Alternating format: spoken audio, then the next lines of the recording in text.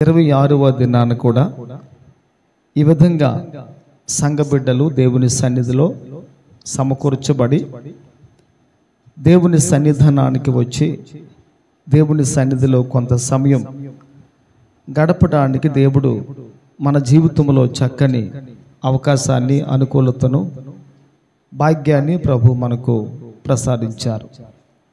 ఈ దినమున దేవుడు తన వాక్యము ద్వారా మనతో కొంత సమయం మాట్లాడే విధంగా ఆయన మాట్లాడుతూ ఉండగా మనము చెవియొగ్గువారుగా, మనతో ప్రభు సంభాషిస్తూ ఉండగా మనం ప్రభు మాట వినేవారుగా, చిత్తము ప్రభా నీ దాసుడు ఆలకించుచున్నాడు అని సమూయేలు ఏ విధంగా దేవుని సన్నిధిలో చిత్తం ప్రభా అని చెప్పి ఆయన చిత్తానికి లోబడి విధేయుడై బద్ధుడై జీవించాడో, ఈరోజు కూడా మనము దేవుని సన్నిధిలో అయ్యా మీరు మాట్లాడండి, మీరు బోధకునిగా ఉండండి, మీరే పరమ బోధకులు, మాకు బోధించండి, సహాయం చేయండి ప్రభా అని ఒక వ్యక్తి దేవుని సన్నిధిలో ఈ విధంగా ప్రార్థన చేయగలగాలి, ప్రార్థించగలగాలి. దేవుని సన్నిధిలో ఆ విధంగా ప్రాధేయపడాలి. మనం ప్రభుని ఆ విధంగా బ్రతిమలాడుకోనాలి. ఎప్పుడైతే మనం ఆ విధంగా బ్రతిమలాడుకుంటూ మనము దేవుని దగ్గర అడుగుచూ ఉంటామో, ఆ అడిగిన ఈవులు, ఆ ప్రార్థన చేసిన మనవులు, ఆ కృతజ్ఞత పూర్వకంగా చేస్తున్న ఆ విన్నపాలు, అవన్నీ ప్రభు విని మన జీవితంలో మన యొక్క మనవులు మన్నించి సహాయం చేయటానికి అవకాశం ఉంది.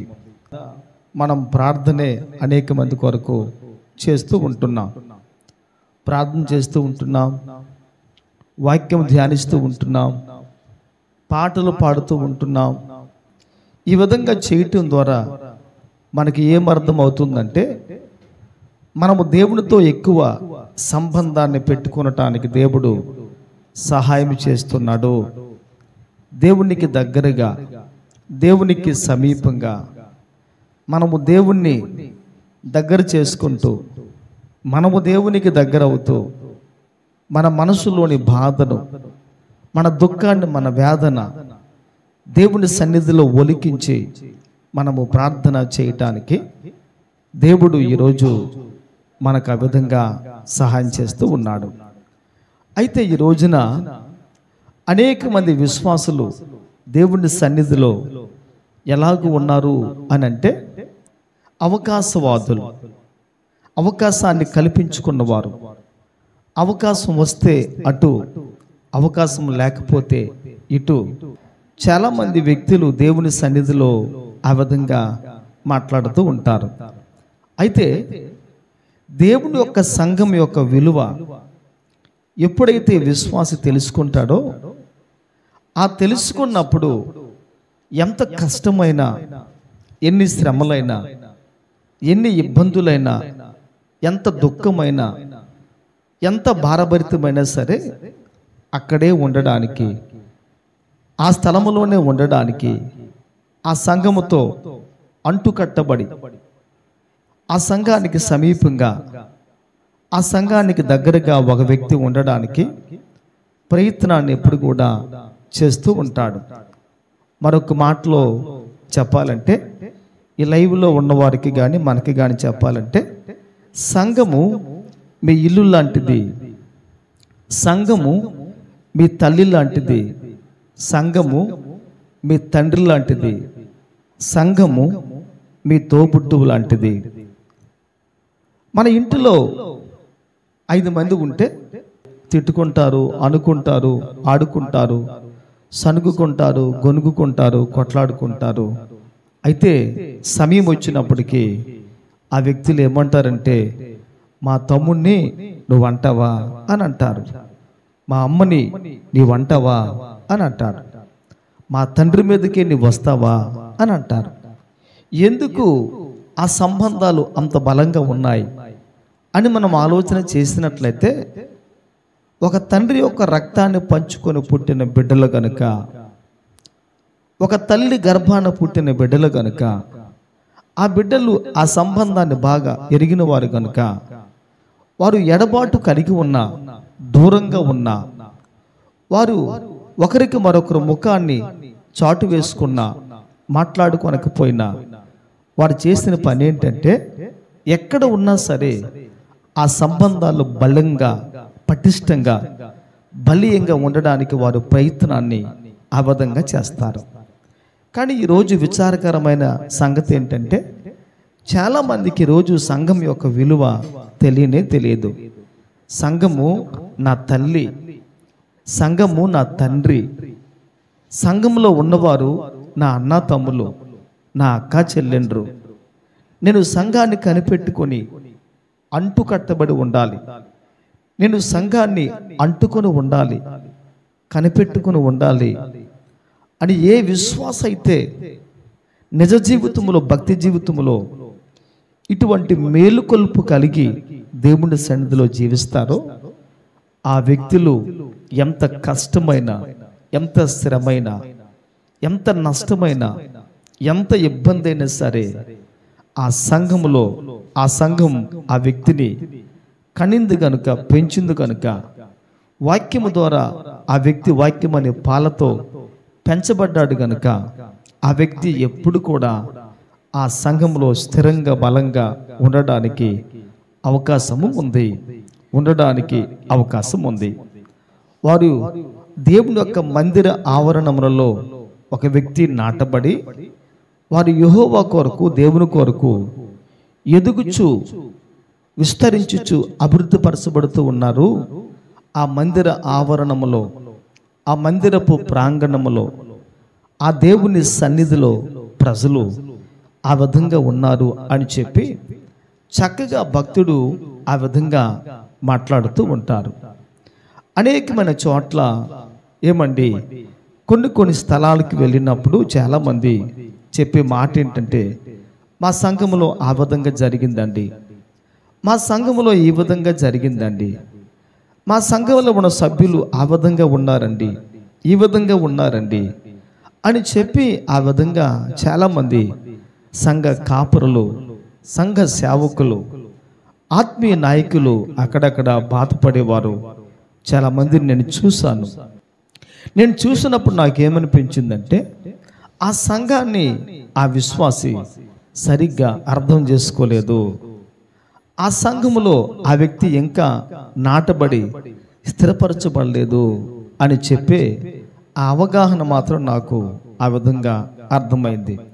గనుక ఒక వ్యక్తి దేవుని మందిరములో, మందిరపు ప్రాంగణములో, ఆవరణములో ఆయన నాటబడి, స్థిరపడి, ఆయన మొలిచి, అభివృద్ధి పొంది, ఆయన విస్తరించి శాఖోపు శాఖలుగా ఒక వ్యక్తి దేవుని కొరకు ఆ విధంగా ఉండాలి అని దేవుడు ఆలోచన కలిగి ఆ విధంగా ఉన్నాడు. దయతో ఒక వాక్యం చూడండి.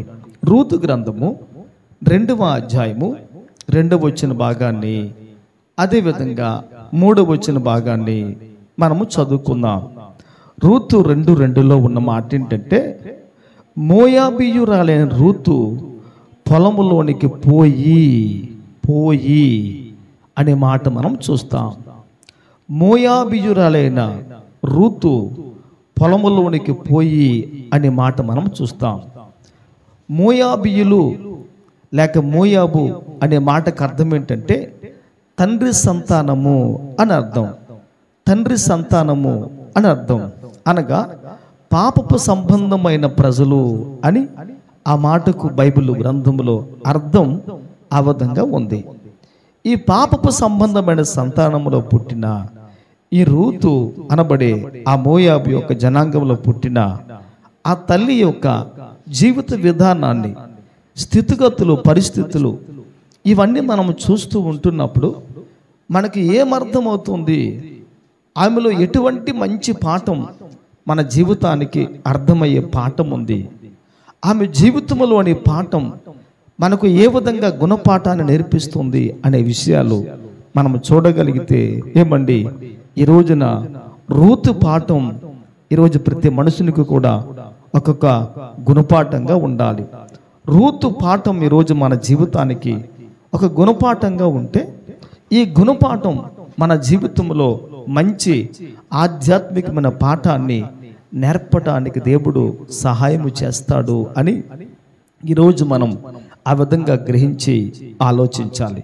ఇక్కడ వాక్యములో ఉన్న మాట మనం చూడగలిగితే, మోయాబీయురాలైన రూతు పొలములోనికి పోయి అనే మాటను చూస్తూ ఉంటున్నాం. ఆమె మోయాబు దేశంలో ఉంది. ఎలీమెలెకు కుటుంబం మోయాబు దేశానికి వెళ్ళి అక్కడ కాపురం ఉండి నివాసం ఉండి అక్కడే పెళ్లిళ్ళు చేసుకుని తన బిడ్డలకు అక్కడ చాలా కాలం ఆ ప్రాంతంలో ఉన్న తర్వాత నయోమి తన కోడలిద్దరు కూడా భర్తలను పోగొట్టుకున్నారు, శిరస్సును కోల్పోయారు. వారి జీవితంలో ముగ్గురు మొండములుగా మిగిలిపోయారు. వారి ప్రయాణాన్ని మోయాబు విడిచిపెట్టి బెత్లెహేముకు వస్తూ ఉంటున్నప్పుడు ఆ ప్రయాణం చాలా అద్భుతంగా ఆత్మీయమైన ప్రయాణంగా ఆ ప్రయాణం ప్రతి విశ్వాసి యొక్క జీవితంలో ఆ విధంగా ఉండగలుగుతూ ఉంది. ప్రతి విశ్వాసి కూడా ఇటువంటి ప్రయాణాన్ని దేవుని కొరకు చేయాలి, చేయగలగాలి. ఆ విధంగా చేస్తూ ముందుకు కొనసాగాలి. ఈ ప్రయాణంలో ఎన్నో మలుపులు, ఎన్నో విధానాలు, ఎన్నో ఎత్తుపల్లాలు, ఎన్నో అనుభవాలు, ఎన్నో సమస్యలు, ఎంతో దుఃఖం, ఎంతో వేదన, ఎంతో సమర్పణ, ఎంతో కమిట్మెంట్ అనేవి ఈ ప్రయాణంలో మనం చాలా చాలా చూస్తూ ఉంటాం. అయితే ఆమె ఎట్టకేలకు బెత్లెహేము ప్రాంతానికి వచ్చింది. బెత్లెహేముకు వచ్చింది. ఆ బెత్లెహేములోనికి వచ్చినప్పుడు ఆ తల్లి చేసిన పని ఏంటి అని మనం చూడగలిగితే, మోయాబీయురాలైన రూతు పొలములోనికి పోయి అనే మాటను ఇక్కడ మనం చూస్తూ ఉంటున్నాం. అనగా పాపపు సంబంధమైన స్త్రీ నయోమితో సహవాసం చేసి మోయాబు యొక్క దేశాన్ని విడిచిపెట్టి నయోమితో పాటు బెత్లెహేము అనబడే ఆ గ్రామమునకు వచ్చి బెత్లెహేము ప్రాంతానికి వచ్చి ఆ బెత్లెహేములో ఉన్న ఒక పొలములోనికి ఆమె వెళ్ళి ఆ పొలములో ఆమె ఆ పొలములోనికి ఆమె వచ్చింది, ఆ పొలములో ఆమె ప్రవేశించింది అనే ఈ మాట మనం ఈ దినాన వాక్యములో చూడగలుగుతూ ఉంటున్నాం. ఈ మాటలో మనకు కావలసిన ఆత్మీయమైన అర్థం ఏమైనా ఉందా, పరమార్థం ఏమైనా ఉందా అని మనం చూడగలిగితే, ఈ రోజున ప్రతి విశ్వాసి కూడా లోకాన్ని పాపాన్ని విడిచిపెట్టిన వ్యక్తులైతే, ఒక విశ్వాసి లోకాన్ని పాపాన్ని విడిచిపెట్టిన తర్వాత వారు ఎక్కడి నుండి ఎక్కడికి రావాలంటే వారు మోయాబుని విడిచిపెట్టి బెత్లెహేముకు రావాలి. మరొక మాటలో చెప్పాలంటే వారు మోయాబుని విడిచిపెట్టి పొలములోనికి రావాలి. ఇది ఏ పొలం, ఎక్కడి పొలం ఉంది, ఈ పొలము ఎవరిది అని మనం చూడగలిగితే దానికి బైబిల్లో ఎన్నో కొన్ని మాటలు చాలా ఉన్నాయి. పొలాలు, రకరకాల పొలాలు ఉన్నాయి. సోమరివాని పొలం ఉంది, ఆదాము పొలం ఉంది, ఆ తర్వాత చాలా పొలాలు బైబిల్లో మనం చూస్తాం. ఇస్సాకు పొలం ఉంది, అబ్రహాము పొలం ఉంది. పొలాలు చాలా ఉన్నాయి. వాటి భావాలు, అర్థాలు కూడా వేరువేరుగా ఉన్నాయి. అయితే ఈ రూతు గ్రంథం ఈ 2వ అధ్యాయం 2వ వచన భాగం, ఈ రూతు గ్రంథం ఈ 2వ అధ్యాయం 3వ వచన భాగంలో మనం చూడగలిగితే 2వ వచనములో రూతు పొలములోనికి పోయి అనే మాట మనం చూస్తాం. అయితే 3వ వచనములో ఏముంది అని మనం చూడగలిగితే 3వ వచనములో వాక్యం అంటున్న మాట ఏంటంటే, ఆ పొలము బోయజుది, ఆ పొలము బోయజుది అని ఆ మాట మనం చూస్తూ ఉంటున్నాం.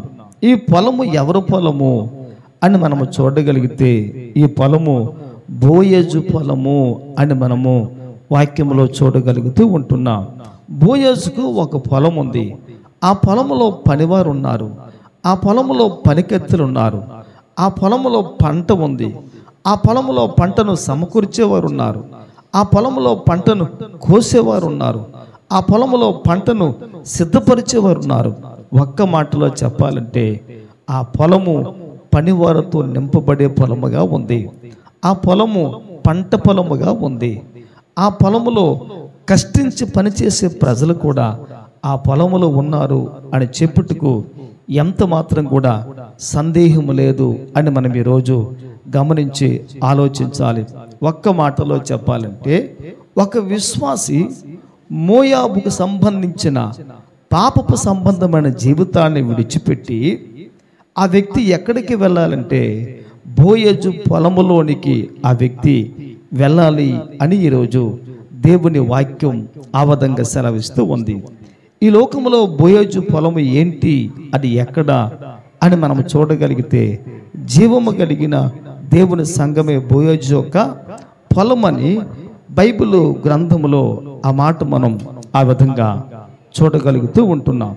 బోయజు పొలం అనేది మన వాక్యంలో చూడగలిగితే, బోయజు పొలం జీవము కలిగిన దేవుని సంఘమే అని ఈరోజు బైబిల్ గ్రంథములో ఈ మాటను ఆ విధంగా చూడగలుగుతూ ఉంటున్నాం.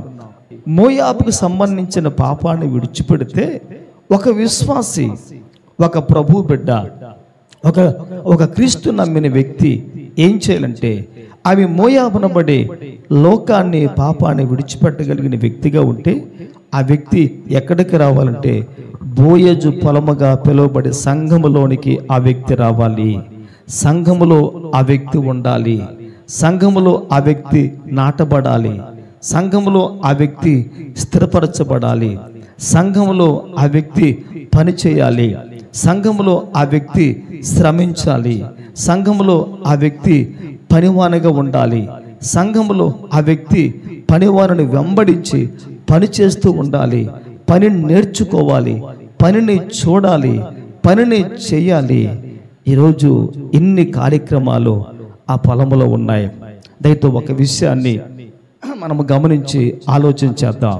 ఈరోజు ఒక విశ్వాసి ఈ సంఘం అనే పొలములోనికి వచ్చినప్పుడు మన పని ఏంటి, మనం ఏం చేస్తున్నాం అని మనం కాస్త ఆలోచన చేయగలిగితే, ఈరోజు అనేక మంది ప్రజలు పొలములోనికి వస్తున్నారు, కానీ పొలములో వారు ఏం చేయాలో అర్థం కావటం లేదు.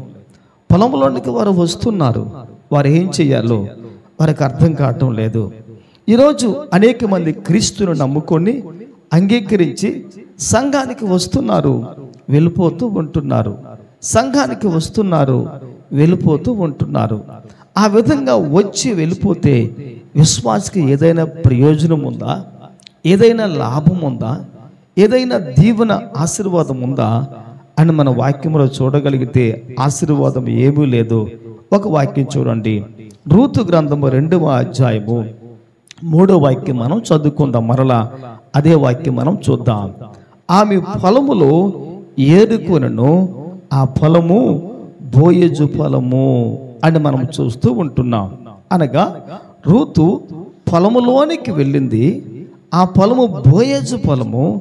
మూడవదిగా వాక్యం అంటున్న మాట ఏంటంటే, ఆ పొలములో రూతు పరిగెను ఏరుకుంటూ ఉంటుంది.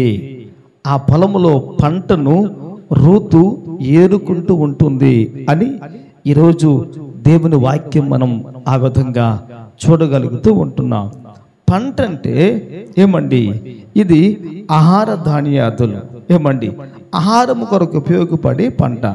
ఒక మాటలో చెప్పాలంటే ఆమె తినటానికి, ఆమె భుజించడానికి, ఆమె ఆకలి తీరటానికి తన ఇంటికి తీసుకుని వెళ్ళి తను కూడా తిని ఆమె తృప్తి పొంది ఆమె కలిగినవి తన అత్తమ్మకు కూడా ఇచ్చి, అత్త మీరు కూడా తినండి, ఆకలి తీర్చుకోండి అని చెప్పి బోయజు పొలములో ఏ పంటనైతే ఆమె ఏరుకుందో ఆ ఏరుకున్న పంటను ఇంటికి తీసుకుని వెళ్ళి ఆమె దంచి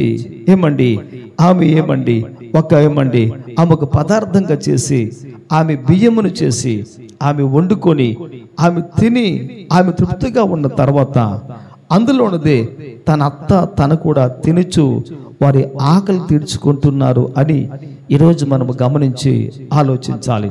ఒక్క మాటలో చెప్పాలంటే, జీవము కలిగిన దేవుని సంఘం అనే పొలములో ఏ పంట ఉందో, ఎటువంటి విత్తనాలు ఉన్నాయో, ఏ పంట మన ఆకలి కొరకు ఉందో, ఏ పంట మనము తింటూ ఉంటున్నామో, ఏ పంట మనం ఏమైనా వింటూ ఉంటున్నామో, ఈ పంట దేని కొరకంటే మన ఆకలి తీర్చబడడానికి, మన ఆకలి తీర్చబడడానికి. ఈరోజు ఒక వ్యక్తి ఆ విధంగా ఆకలి తీర్చుకుంటే నిజంగా మన జీవితంలో చాలామంది, ఇంకా అనేక మంది ఆకలితో చాలామంది ఉండిపోతూ ఉంటున్నారు. చూడండి, ఏమండి, ఒకరోజు మనం తినకపోతే మనకి ఎంత ఆకలేస్తుంది, ఎంత ఆకలేస్తుంది, ఎంత ఆకలేస్తుంది అంటే చాలా ఆకలి మనకు వేస్తుంది అన్నమాట. ఏమండి, ఒకరోజు మనం తినకపోతే ఉదయం టిఫిన్, మధ్యాహ్నం లంచ్ ఏమైనా మనం తినలేదనుకోండి, ఈ 2 పూటలతో కూడా మనం ఏం చేస్తాం, నైట్కి ఆవురు అమ్మ ఇంకా వండుతూ ఉండగానే, అమ్మ వినాలి, అమ్మ ఇంకా వండుతూ ఉండగానే పొయ్యి మీదకి వెళ్ళిపోయి సట్టి మీద పడిపోయి, అమ్మ ఉండవా, అమ్మ ఉండవా, ఆకలేస్తుంది అని చెప్పి, ఏమండి, అమ్మ వండి పెట్టక మునిపే మనం ఏం చేస్తాం, మనం తినేస్తూ ఉంటాము. దేవునికి స్తోత్రము కలుగును గాక, దేవునికి స్తోత్రము కలుగును గాక. ఒక విశ్వాసి దేవుని సన్నిధిలో ఏం చేయాలంటే, దేవుడు మన కొరకు ఉంచిన జీవాహారం, ఆత్మ సంబంధమైన ఈ పంటనగా ఈ బైబిల్లో వ్రాయబడిన వాక్యాలు, లేఖన భాగాలు, ధర్మశాస్త్రం, దేవుని నిబంధన గ్రంథంలోని దేవుని మాటలు, దేవుని వాక్యం ఏ సేవకుడు ఎక్కడ ఎప్పుడు చెప్పినా సరే అవి విని మన ఆత్మ సంబంధమైన ఆకలి మనము తీర్చుకునే వారిగా ఉండి, మన ఆత్మ సంబంధంగా మనం ఎదిగినట్లయితే మన జీవితాన్ని బట్టి దేవుడు చాలా సంతోషించి ఆనందిస్తాడు, చాలా సంతోషించి ఆనందిస్తాడు. అయితే 8వ వాక్యం చూడండి, ఒకసారి చూడండి, 8వ వాక్యం చూడండి, 2:8. అప్పుడు బోయజు రూతుతో, నా కుమారి, నా మాట వినుము, వేరొక పొలములోనికి ఏరుకున్నటకు పోవద్దు. చాలు. ఈ రూతు గ్రంథము ఈ 2వ అధ్యాయము 8వ వచన భాగంలో ఉన్న ఈ మాట మనము బాగా ఆలోచన చేసినట్లయితే, అర్థం చేసుకుంటే, ఈ రూతు గ్రంథము 2:8లో ఉన్న మాటను బట్టి మనము చూడగలిగితే, రూతుతో బోయజు మాట్లాడే మాట చాలా విశేషమైన మాట, అమూల్యమైన మాట, ప్రాముఖ్యమైన మాట, చాలా విలువైన మాట, బరువైన మాట. ఒక విశ్వాసి ఆత్మ సంబంధంగా ఆచి తూచి తీవ్రంగా ఆలోచించవలసిన మాట ఈ మాట. ఈ రూతు 2:8లో ఉన్న మాట ఏంటంటే, నా కుమారి, నా మాట వినుము. ఇంకా చదవండమ్మా, నా మాట వినుము, నా కుమారి, నా మాట వినుము, వేరొక పొలములోనికి ఏరుకున్నటకు పోవద్దు, దీనిని విడిచి పోవద్దు. దేవునికి స్తోత్రము కలుగును గాక. ఈ మాట మీకేమర్థమైందో మాకు తెలియదు కానీ, రూతు 2:2, రూతు 2:3, రూతు 2:3, 2:8 ఈ 4 మాటల్లో ఉన్న విశేషం ఏంటంటే, చివరిగా 8లో ఏముందంటే, నా యొక్క కుమారి, నీవు వేరొక పొలములోనికి ఏరుకున్నటకు పోవద్దు అని చెప్పి రూతుతో బోయజు ఆ విధంగా బలంగా ఈయన మాట్లాడుతూ ఉంటున్నాడు. దేవునికి స్తోత్రం కలుగును గాక. హల్లెలూయా, హల్లెలూయా, హల్లెలూయా. చూడండి, మామిడి పళ్ళు కాలం అయిపోతుంది. అయిపోయిన వెంటనే ఏమండి, తోట కొనుక్కున్న ఆయన పళ్ళన్నీ పండిపోతే రాలినప్పుడు తీసుకొని వెళ్ళిపోతాడు. అయితే అవి తీసుకొని వెళ్ళిపోయిన తర్వాత చివరిగా పంట మిగిలిపోతుంది కదా, ఆకుల్లో రెమ్మల్లో కొన్ని మామిడి పళ్ళు మిగిలిపోతాయి కదా. ఆ పళ్ళు మనం ఏం చేస్తామంటే, ఏమండి 5-6 మందిమి ఏమండి గుంపుగా వెళ్ళి ఈ చెట్టు ఆ చెట్టు ఆ చెట్టు ఎక్కి, ఏమండి రెమ్మల్లో, కొమ్మల్లో, ఏ సందుల్లో, ఏ చెట్టు ఏమండి ఏ ప్రక్కన, ఏ ఆకు ప్రక్కన ఏ పండు ఉందో వాటిని మనము రాళ్ళ కొడతాం, చెట్టు ఎక్కుతాం, దుమ్ము దులిపేస్తాం, ఇంకా ఎక్కడ కూడా ఒక్కటి లేకుండా కూడా మనం తీసుకుని మనము వచ్చేస్తూ ఉంటాం. అనగా అర్థం ఏంటంటే ఏమండి, పంట తీసుకుని వెళ్ళిపోయిన తర్వాత మిగిలిన పంట కొరకు అనేక మంది ఎంత ప్రయాసపడతారంటే అంత ప్రయాసపడి ఆ పంటను ఏమండి తీసుకునే విషయంలో, ఆ పంటను తెచ్చుకునే విషయంలో, ఆ పంటను సంపాదించుకునే విషయంలో అంత ప్రయాస ఆ వ్యక్తులు పడుతూ ఉంటారు. దేవుని స్తోత్రం కలుగును గాక. ఇక్కడ బోయజ్ అనే మాట ఏంటంటే వేరొక పొలములోనికి ఏరుకున్నటకు పోవద్దు. దేవునికి స్తోత్రం కలుగును గాక. కొంతమంది విశ్వాసులు ఈ సంఘంలోనే ఉంటారు, ఆ సంఘంగా చూస్తూ ఉంటారు. ఆ సంఘం ఎలాగుందో, ఆ సంఘం ఏముందో, ఆ పాస్టర్ గారు ఏ బువ్వ పెడతారో, పెరిగన్నమా సద్దన్నమా కూరన్నమా అని మనం చూస్తూ ఉంటాం. అవునా కాదా? నేటి సంఘంలో వచ్చే సమస్యలన్నీ ఇవే, ఈ విధంగానే ఉన్నాయి. ఇక్కడ వారు అక్కడికి, అక్కడ వారు ఎక్కడికి, ఈ సంఘంలో ఉన్నవారు ఆ సంఘానికి, ఆ సంఘస్థులు ఈ సంఘానికి, ఈ విధంగా ఆ విధంగా. వీరిని ఏమనాలి? వీరిని ఏమనాలి? వీరిని ఏమనాలి? వీరెవరు? వీళ్ళు సంఘములో వీరు అస్థిరులు. వారు పొలానికి వెళ్ళినా సరే ఆ పొలములో వారు అస్థిరంగా ఉన్నారు. ఆ బోయజు పొలం అయినప్పటికీ కూడా ఆ బోయజు పొలములో వారు అస్థిరంగా ఉన్నారు. ఆ సంఘము దేవునిది అయినప్పటికీ చాలా మంది వ్యక్తులు ఏం చేస్తున్నారంటే ఆ సంఘము ఏమండి దేవుని సంఘం అని తెలిసి కూడా చాలా మంది ఏం చేస్తున్నారంటే ఆ సంఘములో వారు ఏమండి స్థిరపడలేకపోతూ ఉంటున్నారు. మూడోది ఏంటంటే ఆ సంఘము దేవుడు దాన్ని తెలిసి కూడా ఆ సంఘములో ఒక వ్యక్తి తన కొరకు దేవుడి విత్తిన ఈ వాక్యం అనే జీవాహారాన్ని విత్తనాన్ని ఒక మనుషుడు దేవుని ద్వారా సంపాదించుకోలేకపోతున్నాడు, తినలేకపోతున్నాడు, ఏరుకొనలేకపోతున్నాడు. వాక్యము నీ జీవితంలో ఉంటే కదా శ్రమలో, కష్టములో, నష్టంలో, ఇబ్బందులో నువ్వు శ్రమను జయించేది, కష్టాన్ని జయించేది. నువ్వు వాక్యము ఏరుకుంటే తినగలుగుతావు, నువ్వు ఏరుకొనకపోతే తినలేవు, తినకపోతే నీకు బలము లేదు.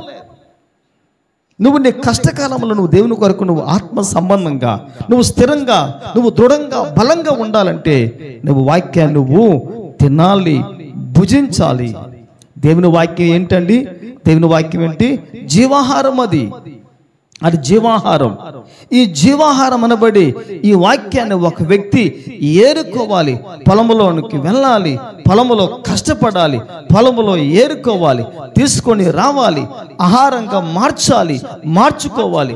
అప్పుడు ఆ వ్యక్తి తింటే ఆ వాక్యము తన జీవితంలో బలాన్ని చేకూరుస్తూ ఉంటుంది. హల్లెలూయా, హల్లెలూయా, హల్లెలూయా. చాలా మంది జీవితాల్లో ఈ వాక్యము ఏమండి టానిక్ లాగా ఉంటుంది. చాలా మందికి వాక్యము ఏమండి మాత్రలాగా ఉంటుంది. కొందరికి మాత్ర అంటే భయం, కొంతమందికి ఇంజెక్షన్ అంటే భయం, కొంతమందికి టానిక్ అంటే భయం. ఒక అమ్మ టానిక్ వేసిన అంటే ఏమండి పిడికిని పట్టుకుంటా చేతులు. ఏంటది? పంచదార ఫ్యాక్టరీనే పట్టుకుంటుంది. మరొక ఆయన్ని మాత్ర వేసుకోమంటే గడగడ ఒడిగిపోయి ఆ మాత్ర వేసుకునే వెంటనే లోట నీళ్ళు తాగేస్తూ ఉంటాడు.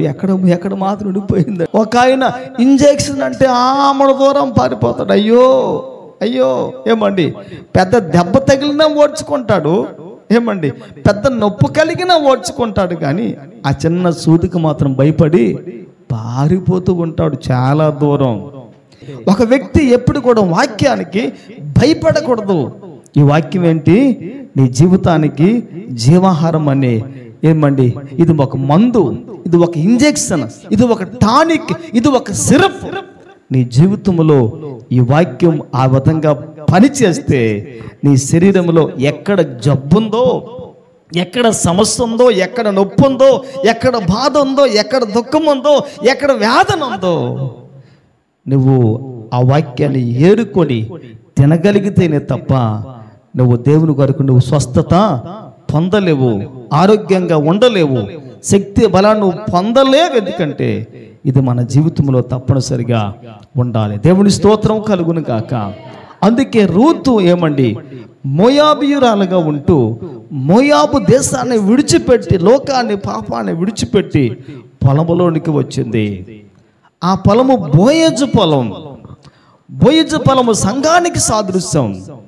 ఆ సంఘానికి ఒక వ్యక్తి వచ్చినప్పుడు ఆ సంఘంలో ఒక వ్యక్తి ఏం చేయాలంటే కష్టపడాలి, తిరగాలి, శ్రమించాలి, మేకును ఏరుకోవాలి, పరిగెను ఏరుకోవాలి, కష్టపడి పనివారిని వెంబడించాలి. క్రైస్తవుడు ఎప్పుడు కూడా ప్రేక్షకునిగా ఉండకూడదు. ఆ వ్యక్తి ఆ స్థలములో పనిచేసేవాడిగా ఉండాలి. దేవుని స్తోత్రం కలుగును గాక. హల్లెలూయా, హల్లెలూయా. చాలా మంది విశ్వాసం చేసే పని ఏంటంటే ఏం చేస్తారో చూద్దాం, ఎలాగుంటారో చూద్దాం. అవునంటారా కాదంటారా? చాలా మంది ఆ విధంగా ఉంటారు. కానీ ప్రభుని మాట ఏంటంటే సంఘంలో ఒక విశ్వాసి ప్రేక్షకునిగా ఉండకూడదు, పాత్ర వహించువాడిగా ఉండాలి. దేవుని స్తోత్రం కలుగును గాక. ఒక పాత్ర ఒక వ్యక్తి వహించువాడిగా ఉండాలి. ఒక పాత్ర ఒక వ్యక్తి భరించువాడిగా ఉండాలి. ఒక పాత్ర ఒక వ్యక్తి మోసేవాడిగా ఉండాలి. ఆ విధంగా చేసేవాడిగా ఉండాలి. మోసేవాడిగా, భరించేవాడిగా, చేసేవాడిగా ఉంటే ఆ వ్యక్తి ద్వారా సంఘములో ఉన్న వ్యక్తులు దేవుని చేత దీవించబడి ఆశీర్వాదాన్ని ఈరోజు పొందుకుంటారు. దేవునికి స్తోత్రం కలుగును గాక. హల్లెలూయా, హల్లెలూయా. నీ పొలములోనే పంట ఉంది, నీ పొలములోనే పరిగి ఉంది, నీ పొలములోనే నీ ఆకలి తీర్చే పంట ఉంది, నీ పొలములో సమృద్ధి ఉంది. ఆ పొలం ఎవరిదంటే బోయజు పొలం అది. అందుకే అంటున్నాడు, వేరొక పొలములోనికి ఏరుకున్నట్టుకు పోవద్దు. ఇంకో మాటకి ఎందుకు చూడండి, ఈ పొలమును విడిచిపెట్టి పోవద్దు, వేరొక పొలములోనికి వెళ్ళొద్దు. ఒకటి. రెండో మాట ఏముంది? ఈ పొలాన్ని విడిచిపెట్టి వెళ్ళిపోవద్దు. విడిచిపెట్టి వెళ్ళిపోయావా నీకే నష్టం. ఒక విశ్వాసి సంఘం అనే పొలములో ఈ విధంగా స్థిరపడి ఉండగలిగితే, ఉండినట్లయితే, ఆ విధంగా ఉన్నందున ఆ సంఘ సభ్యుడు ఆ పొలానికి క్షేమంగా ఉంటాడు. అందుకే ఒక వ్యక్తి దేవుని సన్నిధిలో అటువంటి వ్యక్తిగా ఉండాలని దేవుడు కోరుకుంటున్నాడు. మనం ఆ విధంగా జీవిద్దాం. కళ్ళు మూసుకుందాం, ప్రార్థన చేద్దాం.